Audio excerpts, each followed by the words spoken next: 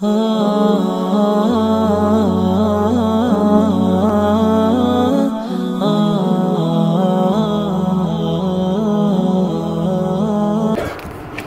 کا محبت بھرا ہوا فرمان ہے،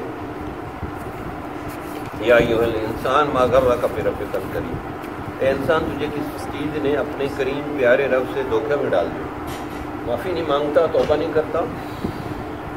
ایت کا ترجمہ تو کر دیا، لیکن اس میں پیار محبت کے جو جذبات ہیں ان کا ترجمہ کیسے کروں؟ کاش کہ کوئی اس کو پڑھ کر سمجھ جائے کہ ہم کبیرہ گناہوں میں پھنس کر اپنے اللہ سے ناطہ توڑ بیٹھیں۔ کبیرہ گناہوں سے ابھی توبہ کیجیے تاکہ ہم اپنے اللہ کو منا لیں، کبیرہ گناہوں سے بچنے کا پکا ارادہ کر لیں تو انشاءاللہ اللہ پاک صغیرہ گناہوں سے بھی بچا لیں۔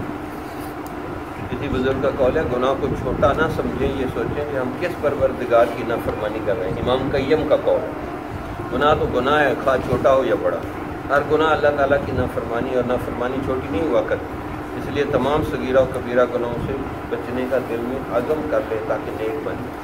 ہمارے حضرت فرما رہے ہیں چھوٹا گناہ چھوٹا بچھو ہے، بڑا گناہ بڑا بچھو ہے، اور چھوٹا بچھو بھی ڈنگ مارنے کے لیے کافی ہے، بڑا گناہ بڑا انگارہ ہے، چھوٹا گناہ چھوٹی چنگاری ہے، آگ لگانے کے لیے وہ بھی کافی ہے۔